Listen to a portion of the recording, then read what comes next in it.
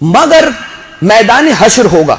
چٹے امام علیہ السلام کی حدیث ہے کہ میدان حشر ہوگا اور حشر کے میدان میں ایک صدا بلند ہوگی, این الرجبیون, آ جاؤ اے رجبیوں, اے رجبیوں آ جاؤ. کہاں ہو؟ آ جاؤ, حاضر ہو جاؤ میدان حشر میں, محشر میں حاضر ہو جاؤ.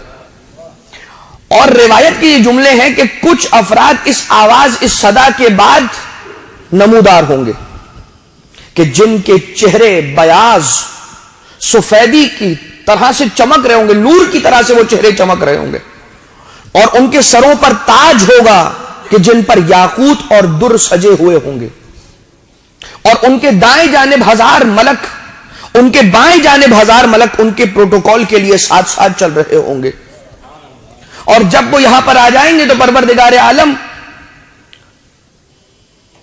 انہیں وہ اجر دے گا کہ جو ان کا اجر ہے, جو ان کی جزا ہے, وہ انہیں عطا کی جائے گی. مگر سوال کیا جائے گا اہل محشر کی جانب سے کہ یہ لوگ ہیں کون؟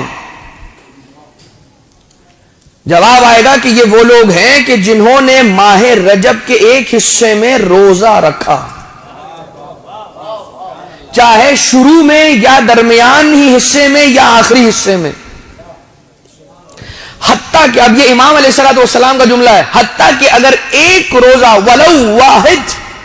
ولو صوم واحد, چاہے ایک ہی روزہ کیوں نہ رکھا ہو, ایک ہی روزہ کیوں نہ رکھا ہو, تب بھی پروردگار عالم اسے اجر دے گا.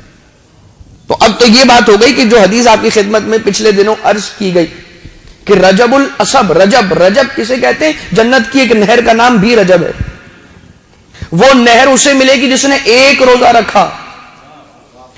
اور یہ مقام بھی نورانی چہرہ, یاقوت و در کا تاج, 1000 ملک دائیں بائیں جانب, اور میدان حشر میں اس انداز سے مبعوث ہونا کہ سارے کے سارے اس رجبی کے مقام پر رش کرتے نظر آئیں کہ پوچھنا پڑے کہ یہ کون ہے.